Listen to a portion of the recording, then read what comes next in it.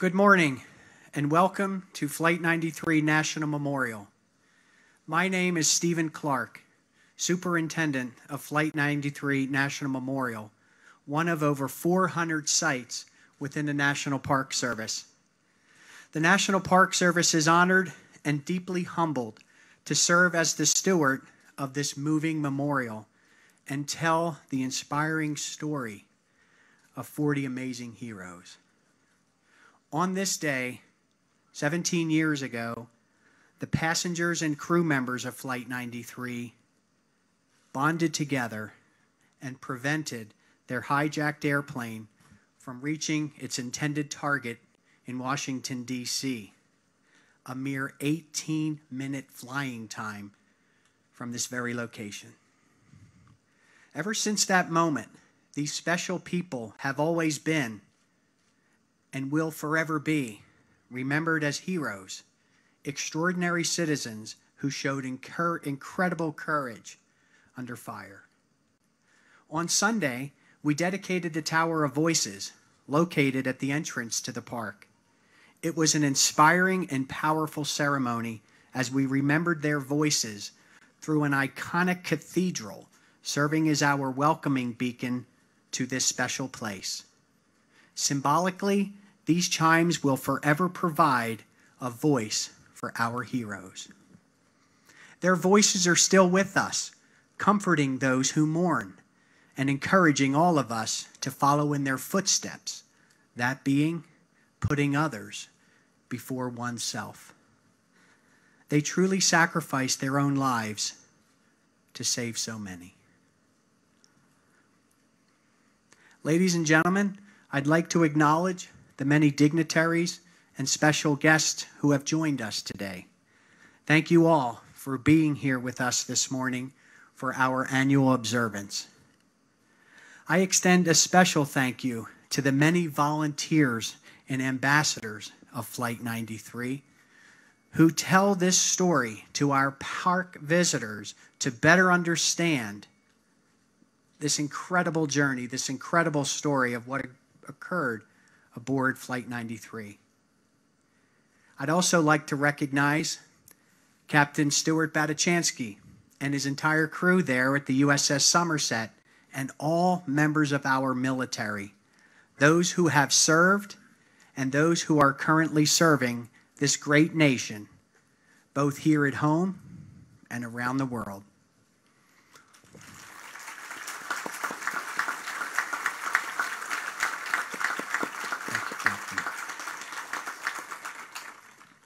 Also, a special thank you to all of our law enforcement personnel, firefighters, and first responders for putting their neighbors before themselves each and every day. Ever since the events of September 11th, 2001, thank you very much. Thank you.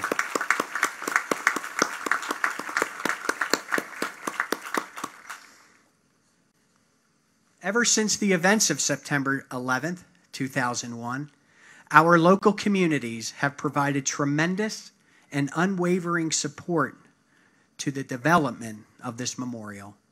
For that, we are eternally grateful. And of course, we welcome and thank the families of Flight 93 for being with us today as we honor the memories of your loved ones.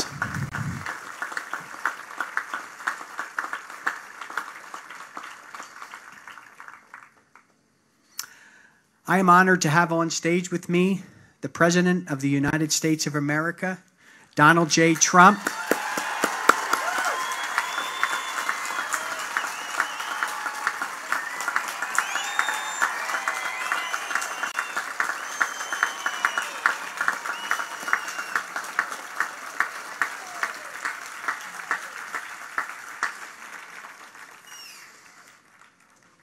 First Lady Melania Trump.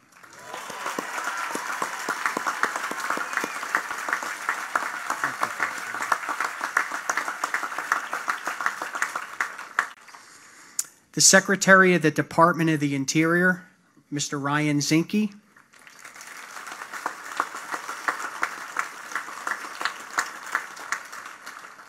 The Governor of this great Commonwealth of Pennsylvania, Mr. Tom Wolf.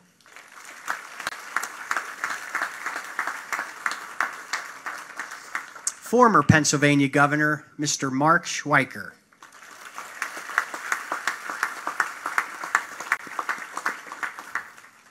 The President of the Families of Flight 93, Mr. Gordon Felt.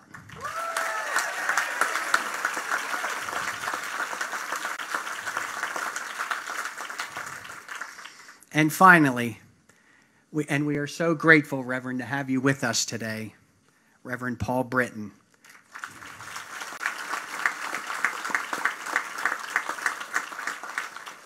Reverend Britton is the brother of Marion Britton, a passenger aboard Flight 93. At this time, would you all please stand as you are able for the national anthem performed today by the United States Navy Band Brass Quintet. I ask that you please remain standing as Reverend Britton leads us in the invocation, followed by a moment of silence.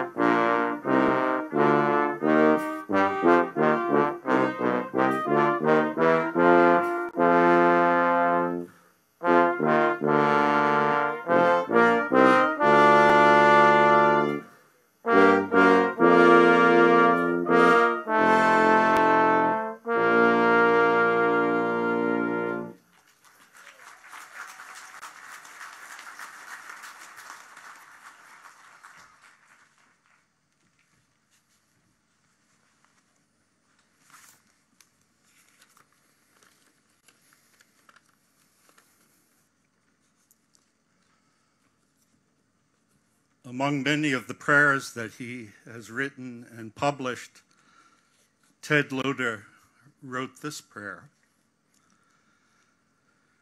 Empower me to be a bold participant rather than a timid saint in waiting. Help me not to wait in the difficulty of ordinariness, to exercise the authority of honesty, rather than to defer to power or deceive to get it. To influence someone for justice, rather than impress anyone for gain. And by grace, to find treasures of joy, of friendship, of peace, hidden in the fields of daily life, the fields you give me to plow. Joshua, taking the people into a new land, was given a command 3 times Be strong and of good courage. Be strong and very courageous.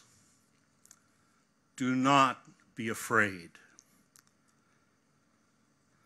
They, the 40, acted not subdued by the power of violence and not held back by the disease of fear. They, our 40, acted from a friendship formed in but a few minutes, from a peace of heart and mind in their newfound community. They, the 40, were strong and courageous on behalf of you and I and all others. For the love of others and by grace to protect others. They challenge us to do no less than to live strong lives courageously for others. Be strong, be courageous. Do not be afraid. I ask you to weave your hearts and minds into one spirit as we pause in silence in their honor.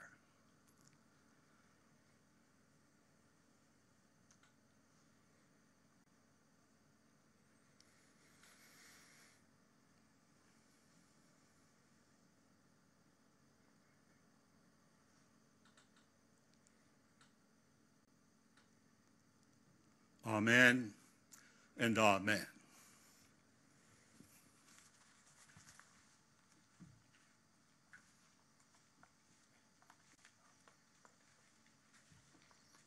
Please be seated.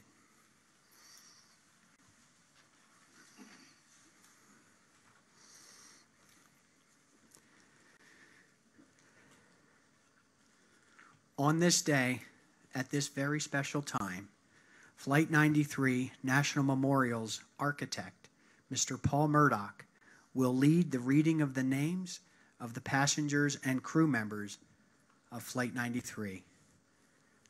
Mr. Murdoch will be joined by family members reading the names of their loved ones. For each name, Mr. Bill Anders and Sharon Custer, who proudly serve as Flight 93 ambassadors, will ring the bells of remembrance.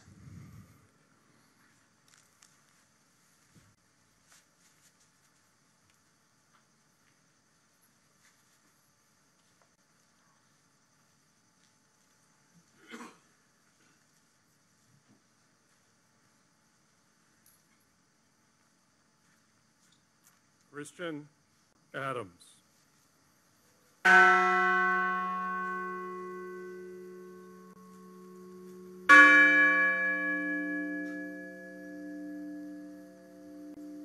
Lorraine G. Bay.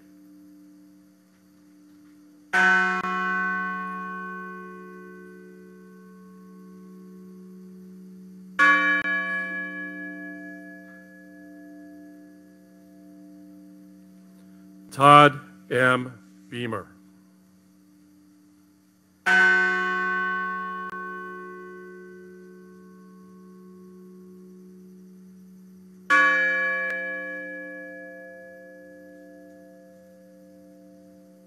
My husband, Alan Anthony Bevan.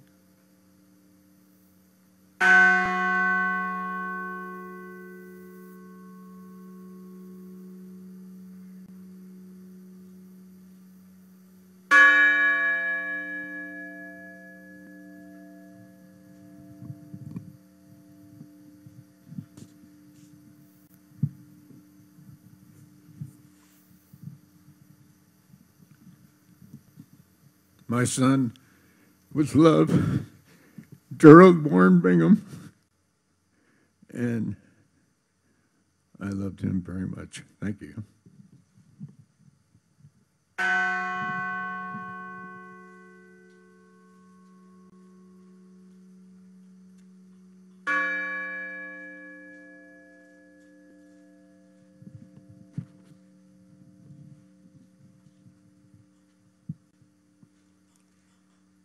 Diora Francis Bodley.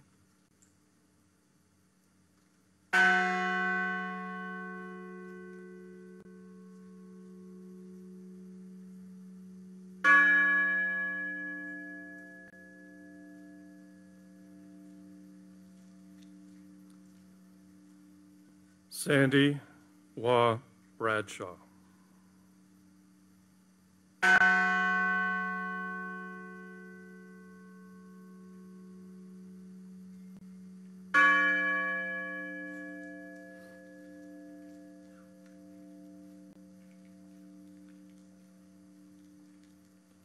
Marion R. Britton.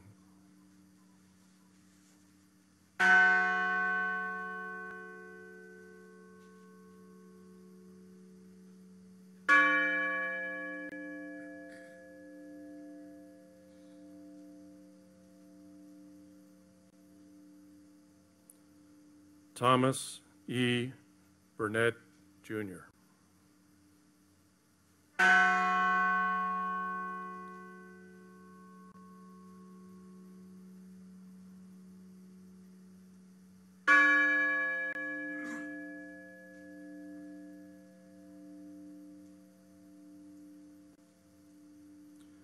William Joseph Cashman.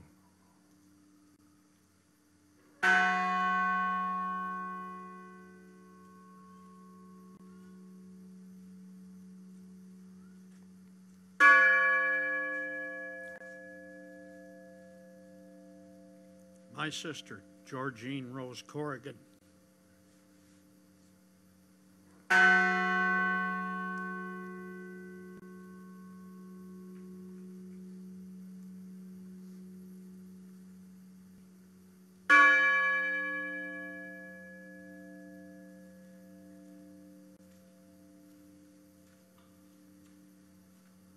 Patricia Cushing.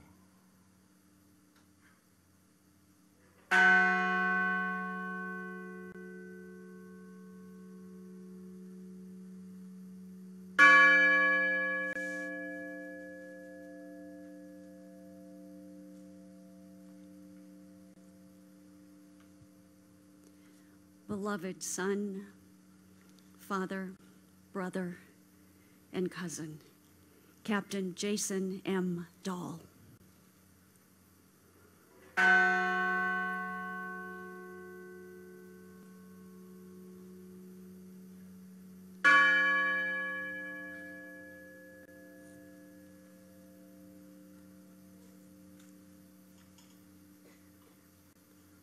Joseph DeLuca.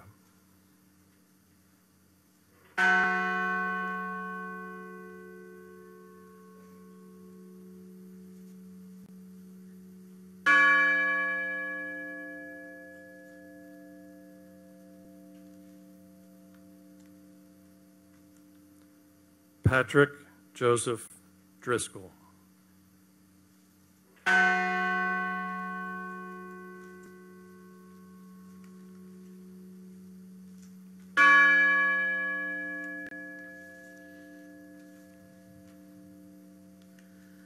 My cousin, Edward Porter Felt.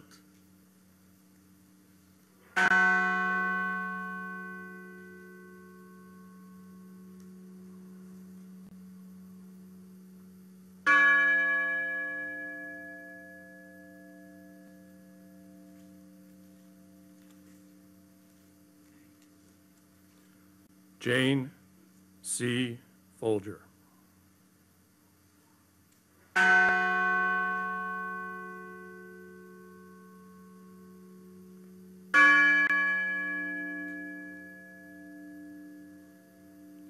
Beloved sister and aunt, Colleen Frazier.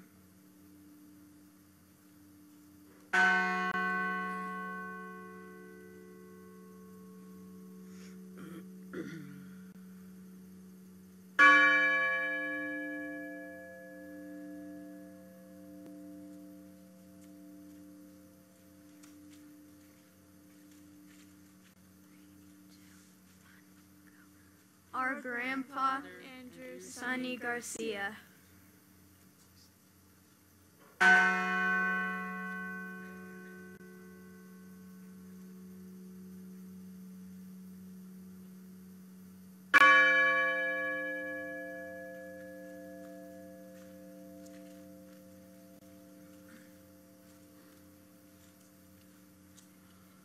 Jeremy Logan Glick.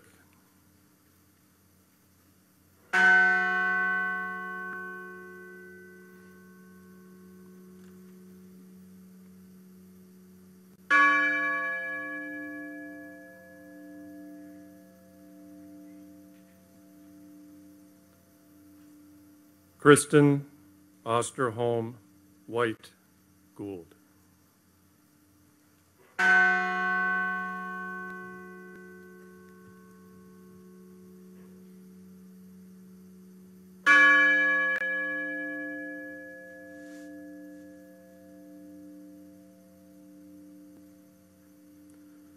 Lauren Catuzzi Grancolis, an unborn child.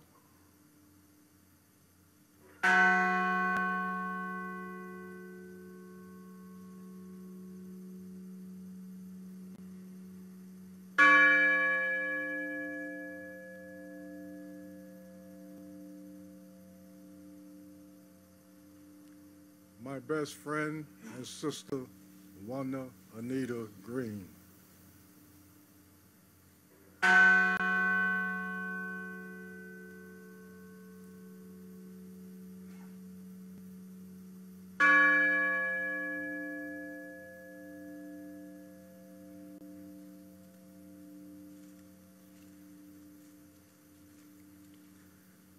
Beloved father, husband, and brother, Donald Freeman Green.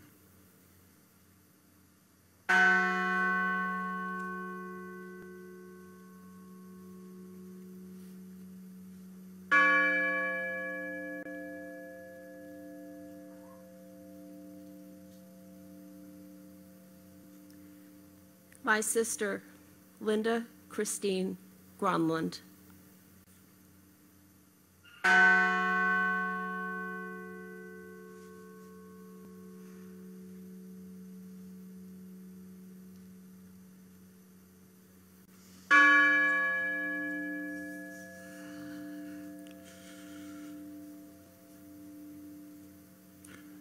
My wife's cousin, Richard J. Guadagno.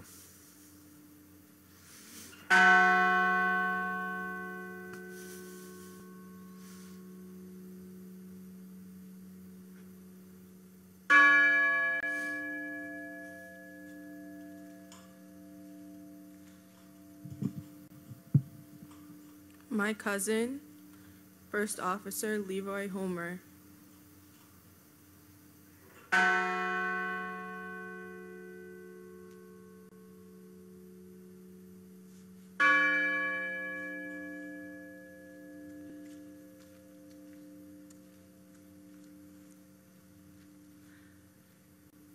My son, Toshiya Kuge.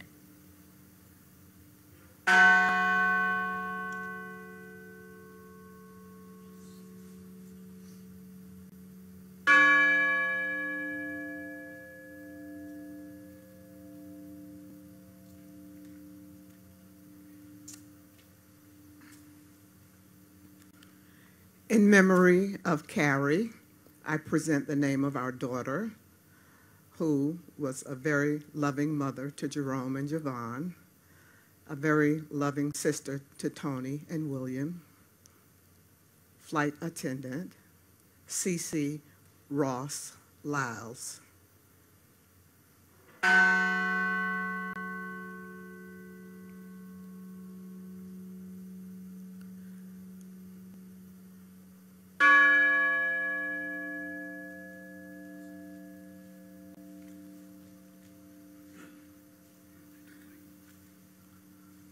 Hilda Marson.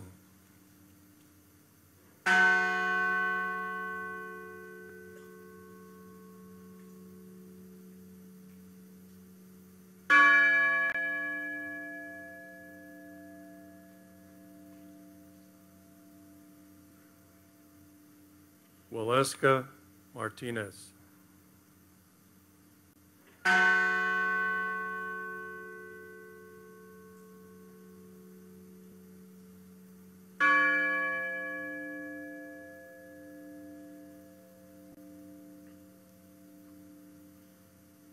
Nicole Carol Miller.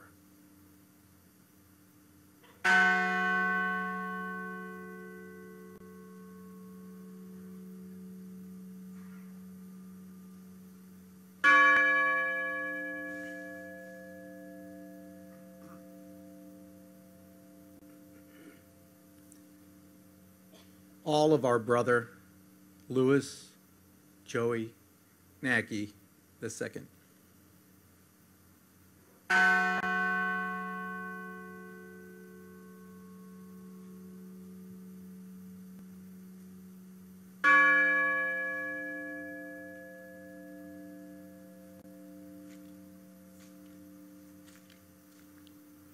Donald Arthur Peterson.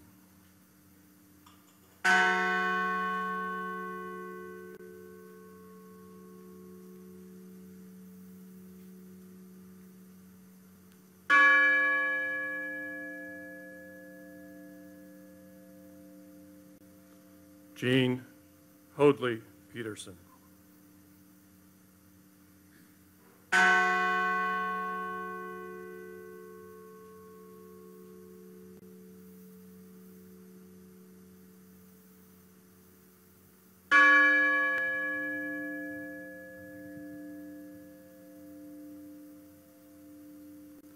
Mark David Rothenberg.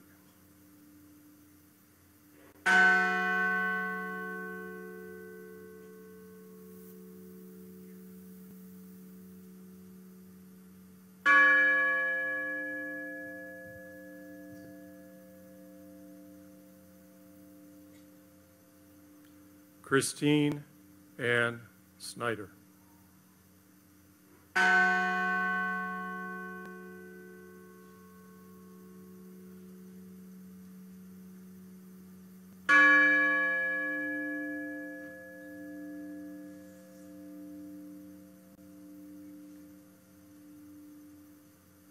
John Talagnani.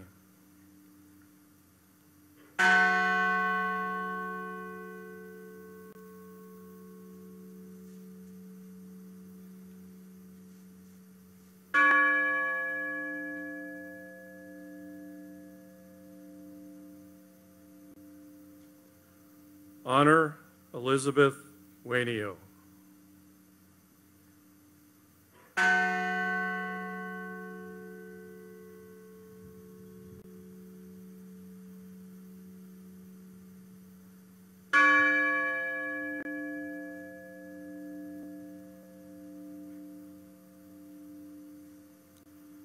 Deborah Jacobs Welsh.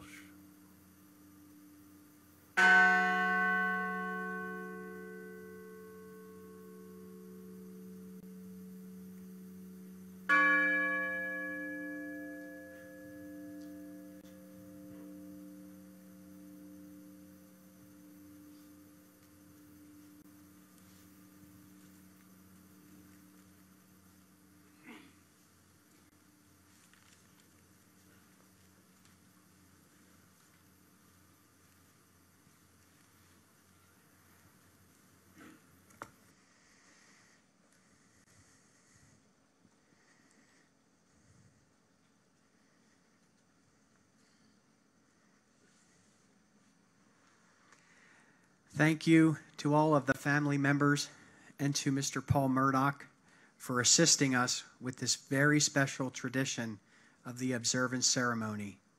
We also thank Bill Anders and Sharon Custer for their part in ringing the bells of remembrance. In November of 1863, at the dedication of a new national cemetery in Gettysburg, Pennsylvania, not all that far from this very place, President Abraham Lincoln delivered the Gettysburg Address. Referring to the bravery of the soldiers in the Battle of Gettysburg, President Lincoln stated, "The world will little note nor long remember what we say here, but it can never forget what they did here." Those very same words could be said here at Flight 93 National Memorial. For when the passengers and crew members of Flight 93 learned that other planes had been used to strike the World Trade Center buildings and then the Pentagon, they voted to take action, refusing to let their airplane be used to inflict more damage upon this nation. In the process, they sacrificed their very own lives to save so many. Visitors who come to this memorial not only learn of the brave actions of those on board, but are inspired by them. Although they are missed by so many, they will never be forgotten. At this time, I'd like to introduce Pennsylvania Governor Tom Wolf. Governor Wolf was sworn in as the 47th governor of the great Commonwealth of Pennsylvania on January 20th, 2015. Following in the footsteps of Pennsylvania's governors during and after the events of September 11th, Governor Wolf has been a staunch supporter of this memorial. Ladies and gentlemen, please welcome Governor Tom Wolf.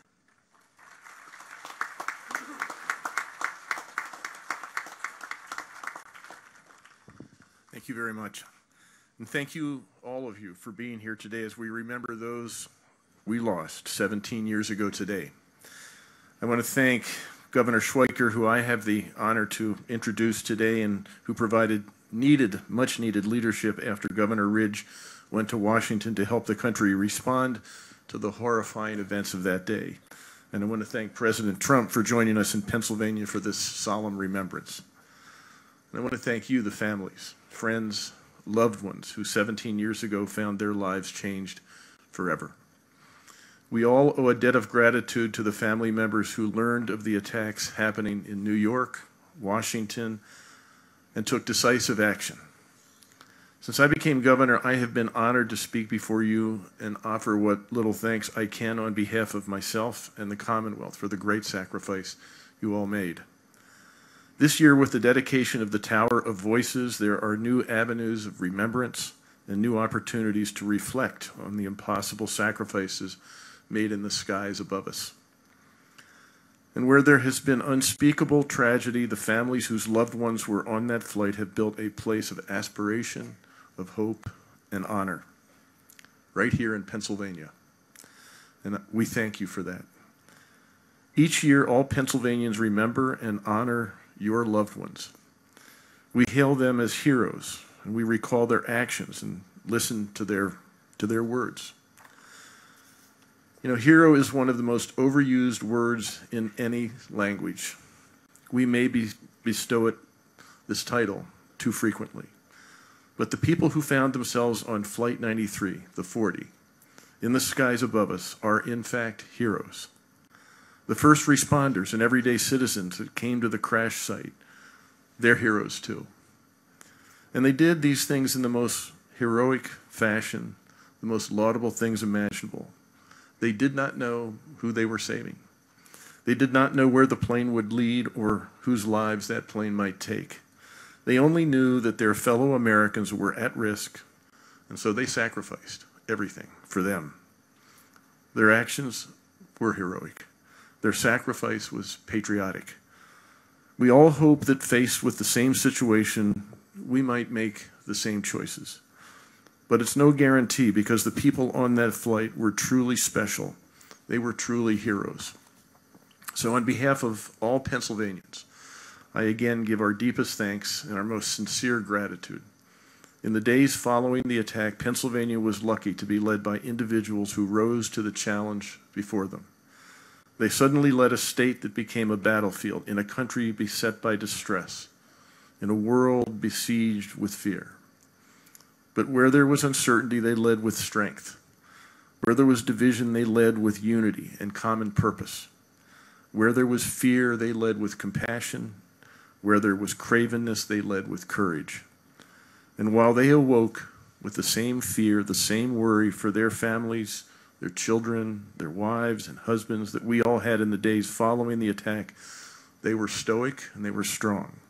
And they helped all of us rebuild our institutions along with our confidence. Governors Ridge and Schweiker and their colleagues nationally set a path toward recovery. And their dedication to this very site has given thousands of visitors a means to remember true heroism and real patriotism. And I thank both Governor Ridge and Governor Schweiker for their inspiration and for their service. And so it is with great honor that I introduce Pennsylvania's 44th governor, Governor Mark Schweiker.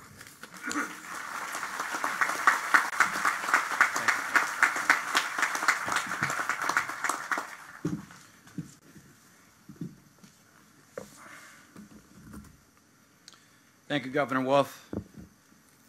And thanks as well to the partnership and the families. Gordy, thank you so much for the privilege on such sacred ground to offer what I consider to be important reflections. Mr. President, for the heroes we honor today and every day, please know that I am still in awe of them, as expressed the last time I officially spoke here on the first anniversary.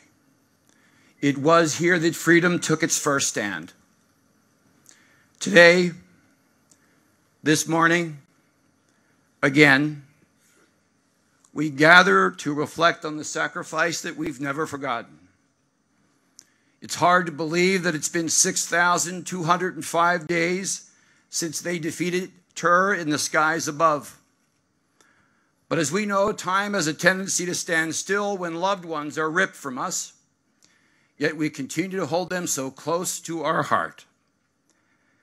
Back then, we made a pact that we would never forget, and we never have. I want you to know that at difficult times in my life, my thoughts go to them. Their sacrifice, their patriotism, their love for America was and remains so incredibly pure that it is difficult for many to grasp. Thomas Burnett Jr. told his wife, Dina, a group of us are getting ready to do something. I have to go. I love you. Goodbye. Gordon Felt's brother, Edward, called 911 to report the hijacking. In a moment of horror, he too was thinking of others. Deora Frances Bodley would be 38 years old today. That day, she was the youngest passenger on board. Deora's mom, Debbie, touchingly told a reporter in 2015, "It's important to me that the visitor sees what these 40 people took on to take a stand for freedom, to take the kind of stand that cost their lives. Maybe there will be some special thing they see about Deora that will inspire them." As they said to Debbie on Sunday at the dedication, we know how special your daughter is. We know how special they all are. And yes, they inspire us to this minute. That's why this moment together is so fitting and, if I may say, timely. As they did in the years leading up to 2001, our counterintelligence agencies are now watching attacks again in faraway places. The president's own director of national intelligence confirmed this just last week when he said they are growing increasingly aggressive. As we saw in Indonesia only a few months ago, men, women, and children, entire family units, are committing vile acts of terrorism. The threats remain very real. So we must remain vigilant, and we must prepare a new generation of leadership. As I've had at times the university responsibility to relate the Flight 93 story to Homeland Security grad students, reality set in for me not too long ago. The fact is, friends, our college students aren't old enough to remember firsthand what happened here.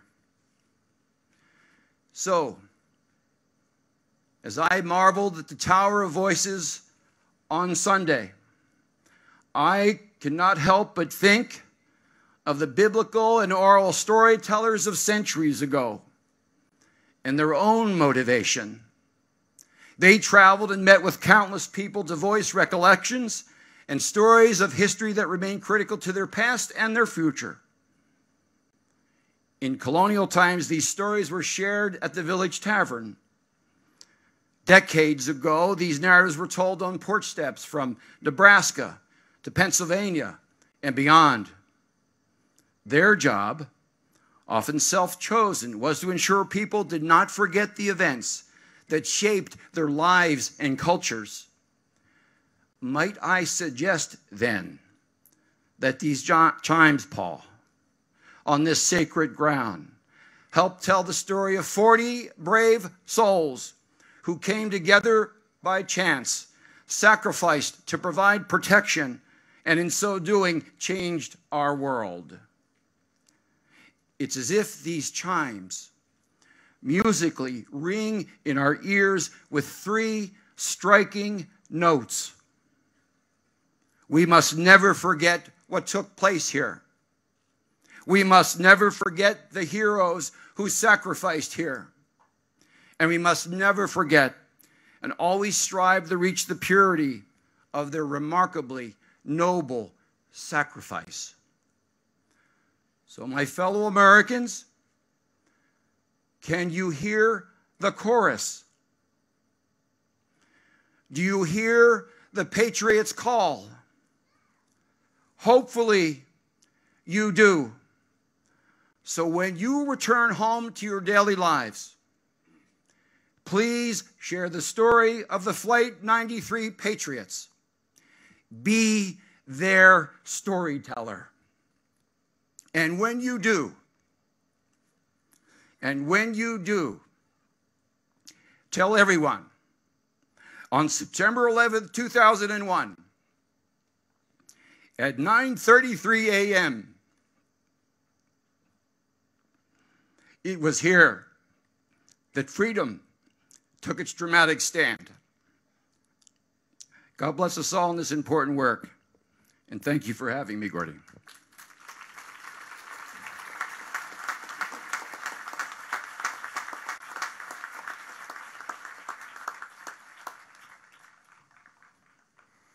Thank you, Governor Wolf, Governor Schweiker, for your very powerful and heartening words. At this time, I would like to introduce Mr. Gordon Felt, President of the Families of Flight 93. This organization and this very, very special group of individuals are an integral part of the stewardship of Flight 93 National Memorial. On September 11th, 2001, Gordon's eldest brother, Edward P. Felt, was killed aboard Flight 93 as the passengers and crew members fought to retake control of that airplane. Since those early days, as our country struggled to make sense of the loss of thousands of our citizens, Gordon has served as the spokesman for the families of Flight 93. Ladies and gentlemen, please join me in welcoming Mr. Gordon Felt.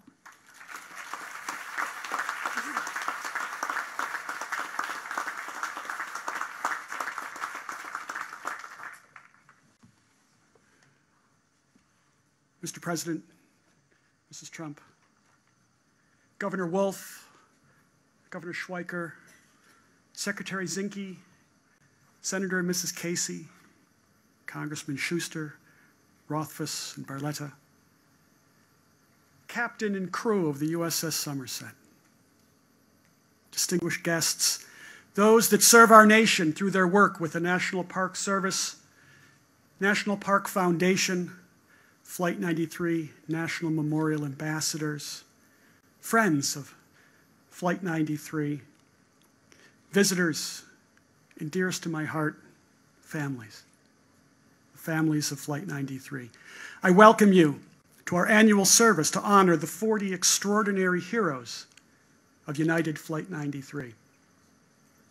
17 years ago, I and scores of other family members that had experienced the tragic loss of a loved one on September 11th, 2001, were loaded onto buses and escorted along country roads lined with first responders saluting at attention, and families with children waving flags, hands over their hearts as a gesture of respect for those that we family members lost in what has been referred to as that first battle fought against this current brand of terrorism on American soil.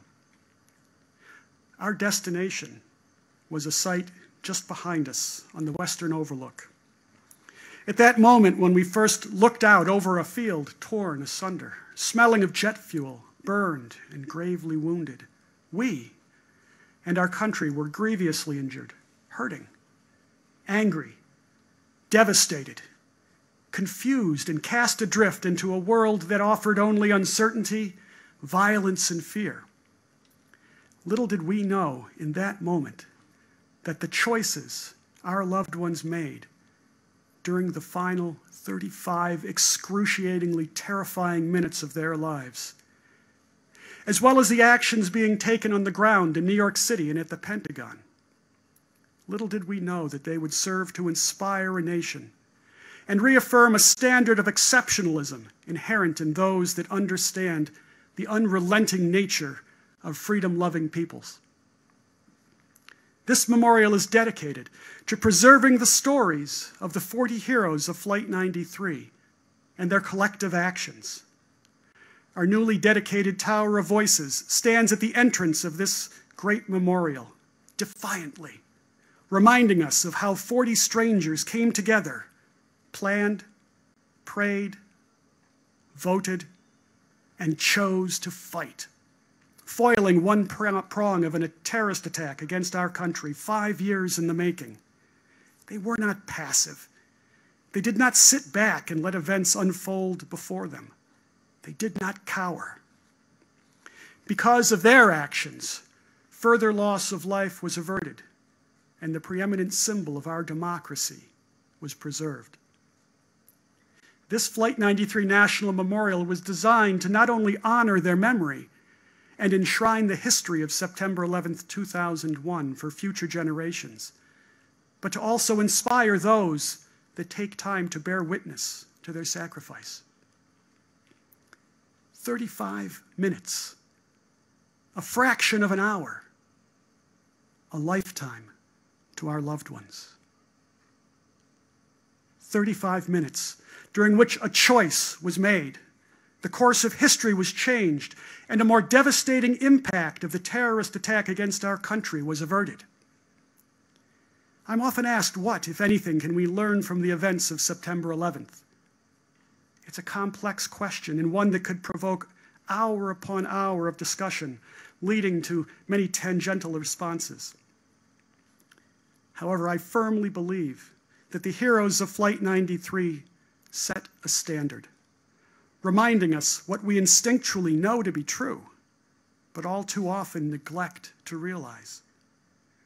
The diverse individuals aboard Flight 93 the morning of September 11th, 2001, could easily have been any one of us. They ranged in age, from the unborn to those enjoying retirement, from varying backgrounds, professions, ethnicities, countries, and religions, whose diversity clearly added significant value to the choice that they made. When faced with a challenge that hopefully far exceeds anything that most of us will ever have to face, they were able to come together in mere minutes, not as 40 individuals, but rather as one unified force. They chose to stand together and fight as a single, united group. In their case, it was a hastily planned attack to retake control of a plane. On the ground in New York and at the Pentagon, it was a choice to run into buildings, or if already there, to assist others from fiery infernos on the verge of collapse. How do we honor these heroes? How do we help keep their memory alive so that they can continue to motivate us and impact the course of our history? The answer, as I've been trying to articulate for years, is by choosing to do so. We have to choose to actively remember. There should never be a time when we willingly sit back and opt to remain idle when evil threatens our freedom. We have to choose to be inspired by the collaborative actions of our heroes. And most importantly, choose to rise up and be better, as our loved ones did in their final moments. They deserve no less. And we, as freedom-loving people, can afford no less. For if we choose to forget the lessons learned on September 11th, 2001, through neglect, apathy, or distraction, we will become less honorable, less heroic, and less free. Thank you.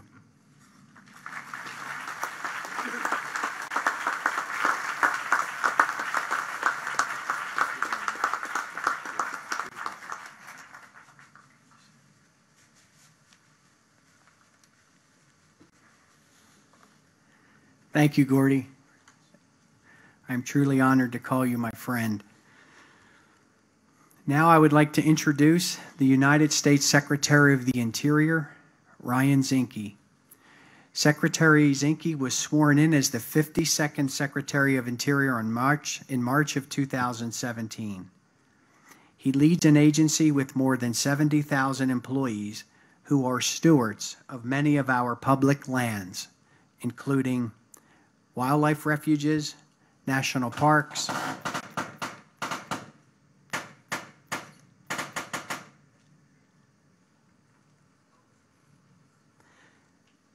national memorials, such as this one.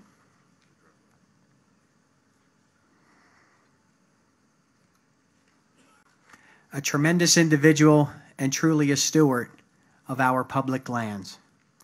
At this time, ladies and gentlemen, please welcome the United States Secretary of the Interior, Mr. Ryan Zenki.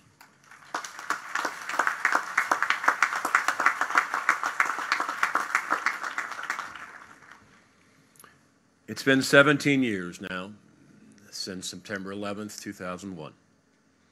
And most of us remember where we are and where we were on 9/11. For me, I was a Navy SEAL instructor. I recall looking in the eyes of the young SEAL candidates and knowing at that time their lives would change forever.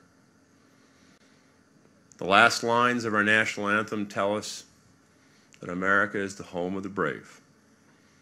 And on that day, courageous patriots exemplified that bravery in the aisles of Flight 93.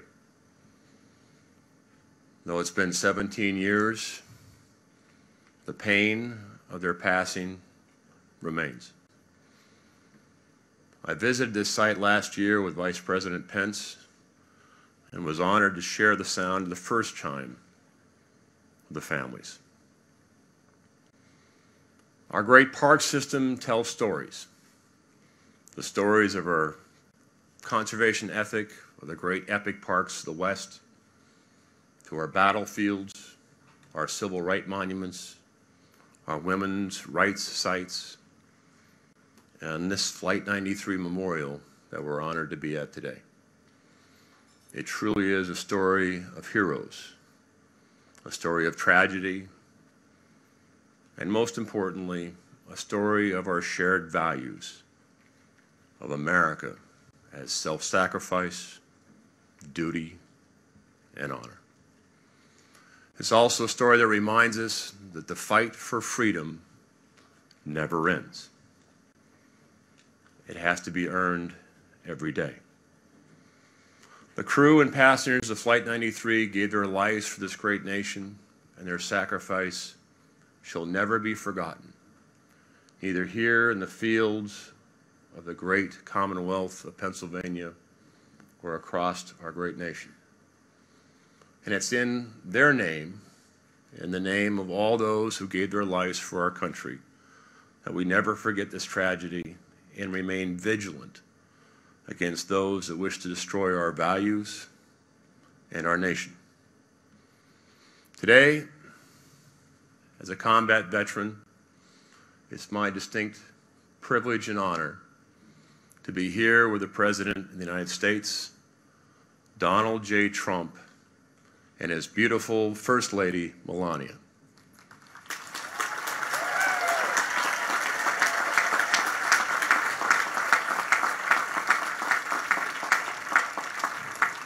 And I would like to thank Donald Trump, President Donald Trump, for his leadership on national security, his support of law enforcement, first responders, and his unwavering support of protecting our borders.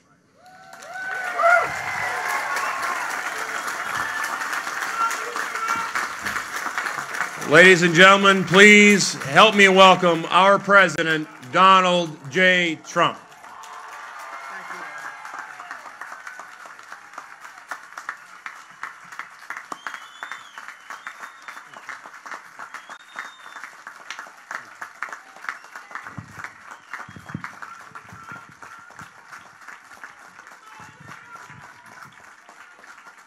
Thank you very much. Thank you very much, Ryan. So beautiful. We're gathered together on these hallowed grounds to honor the memory of nearly 3,000 souls who were murdered on this day 17 years ago. We're here to pay solemn tribute to the 40 passengers and crew members on Flight 93 who rose up, defied the enemy, took control of their destiny, and changed the course of history. Today we mourn their loss, we share their story, and we commemorate their incredible valor.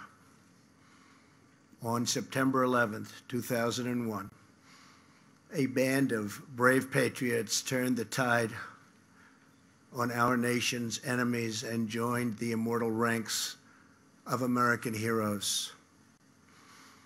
At this memorial on this sacred earth, in the field beyond this wall, and in the skies above our heads, we remember the moment when America fought back. Melania and I are grateful to be joined for today's ceremony by Governor Tom Wolf and Governor Mark Schweiker.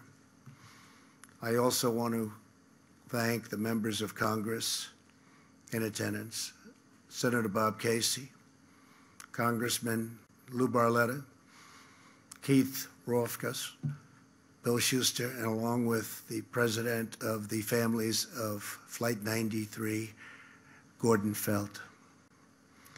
We're also joined by members of the National Park Service, along with firefighters, first responders, and incredible people from law enforcement. These are truly great people.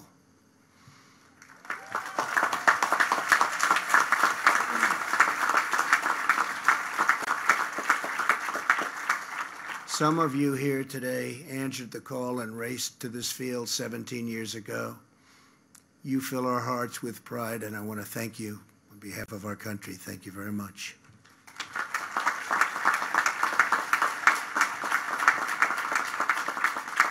Most importantly, to the family members of Flight 93. Today, all of America wraps up and joins together.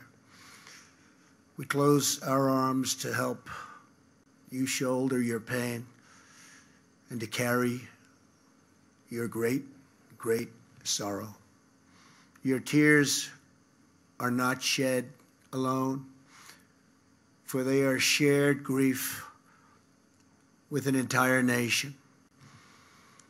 We grieve together for every mother and father, sister and brother, son and daughter who was stolen from us at the Twin Towers, the Pentagon, and here in this Pennsylvania field.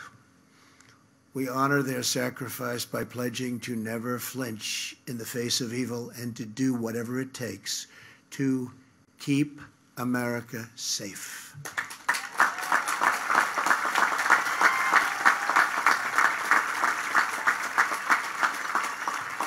"17 years ago, your loved ones were among the 40 of Flight 93, the 40 passengers and crew members on board the 8 a.m. United Airlines flight from Newark to San Francisco. They were men and women from every background. They were young people returning from visiting family, moms and dads on business trips, and friends going and coming from birthdays and weddings. They boarded the plane as strangers, and they entered eternity linked forever as true heroes.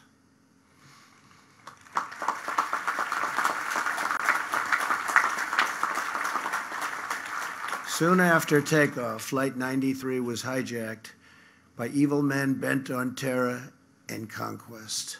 Passengers and crew members began using their phones to call home. They learned that 2 planes had already crashed into the World Trade Center in New York City. Immediately, those on board Flight 93 started planning a response. Sandy Bradshaw, a flight attendant, called her husband and told him they were in the back of the plane preparing hot water to throw onto the hijackers. Passenger Jeremy Glick explained the plan to his wife and said, "Stay on the line, I'll be back." The passengers and crew members came together, took a vote, and they decided to act. At that moment, they took their fate and America's fate back into their own hands. In the last 20 minutes, many placed their final calls home, whispering those eternal words, "I love you." Some said the Lord's Prayer, and then they bravely charged the cockpit. They attacked the enemy. They fought until the very end, and they stopped the forces of terror and defeated this wicked, horrible, evil plan. Flight 93 crashed yards from where we stand, just 20 minutes flying time from the United States Capitol. Through their sacrifice, the 40 saved the lives of countless Americans, and they saved our capital from a devastating strike. In the days after the attack, tens of thousands of firefighters, police officers, and recovery workers traveled to New York and Arlington to crawl through the rubble and search for survivors. There were prayer vigils, memorials, and charity drives all across our nation. Here in Shanksville, many of you raised up the first memorial, a wooden cross, a chain-linked fence, mementos and tributes pouring in, and dozens of American flags. A piece of America's heart is buried on these grounds, but in its place has grown a new resolve to live our lives with the same grace and courage as the heroes of Flight 93. This field is now a monument to American defiance. This memorial is now a message to the world. America will never, ever submit to tyranny.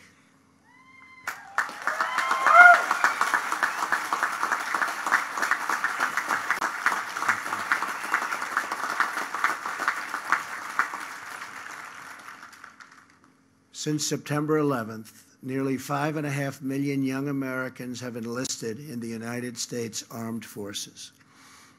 Nearly 7,000 service members have died facing down the menace of radical Islamic terrorism.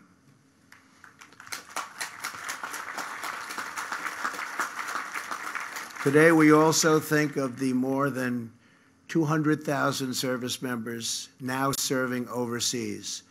And we think of every citizen who protects our nation at home, including our state, local, and federal law enforcement. These are great Americans. These are great heroes. We honor and thank them all.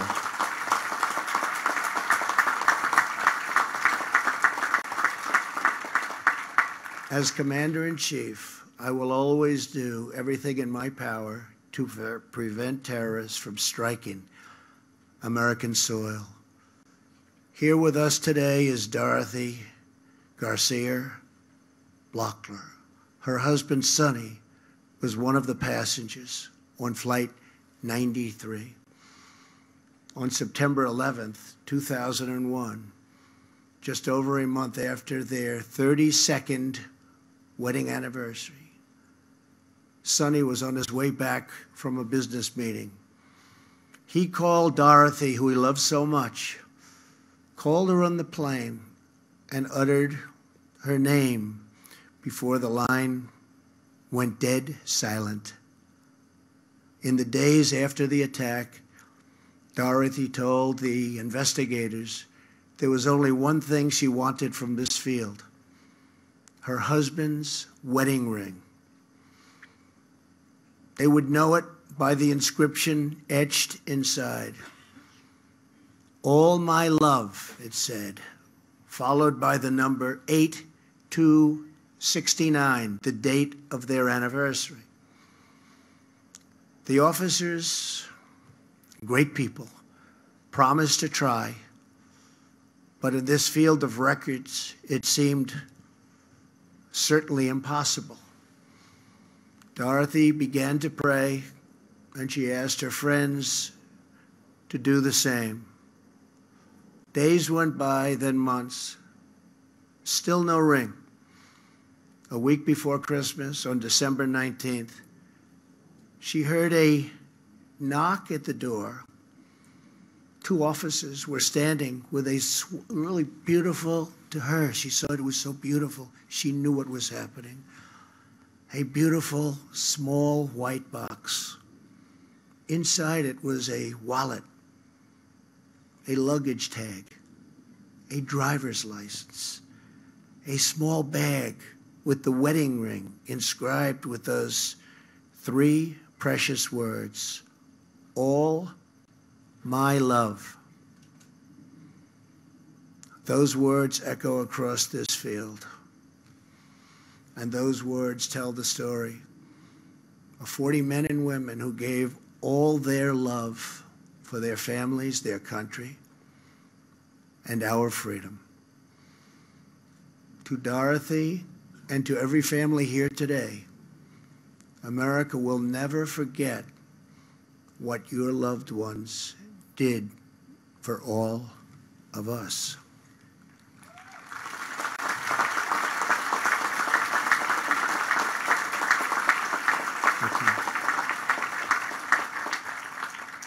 Earlier this week, you dedicated the final part of this memorial, the Tower of Voices.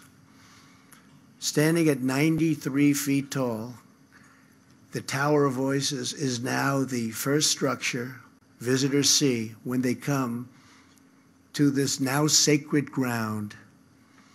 It will hold 40 beautiful chimes that ring throughout these fields, each a unique note, but all in perfect harmony.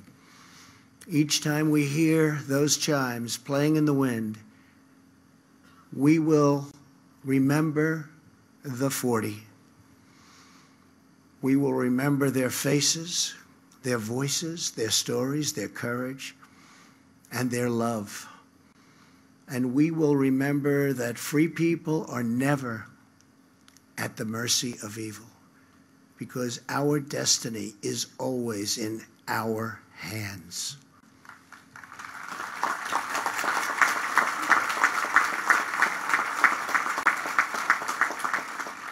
America's future is not written by our enemies. America's future is written by our heroes.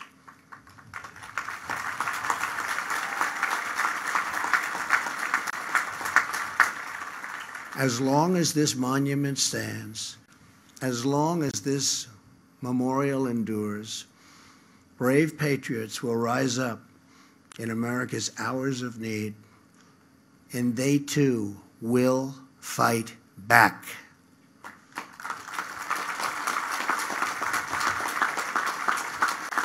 "17 years ago, 40 incredible men and women showed the whole world that no force on earth will ever conquer the American spirit.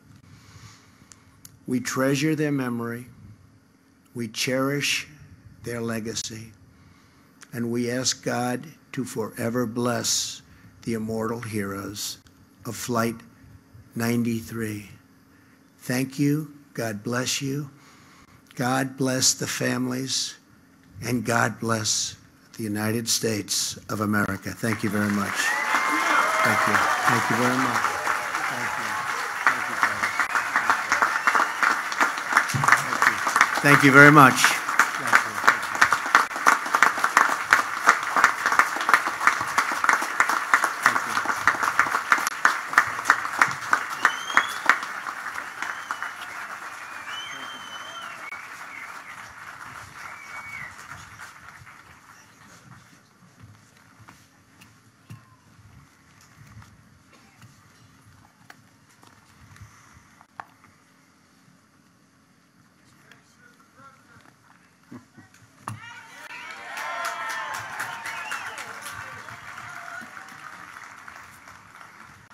Indeed, Mr. President, thank you so much for those inspiring and moving words.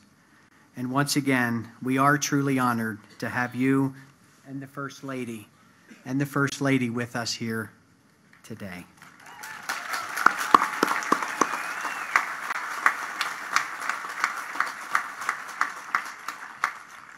Ladies and gentlemen, at this time, we ask that you please remain seated to allow the speakers the opportunity to personally reflect on this solemn ceremony inside the Visitor Center. The United States Navy Band Brass Quintet will now share their talents with us as we conclude today's service.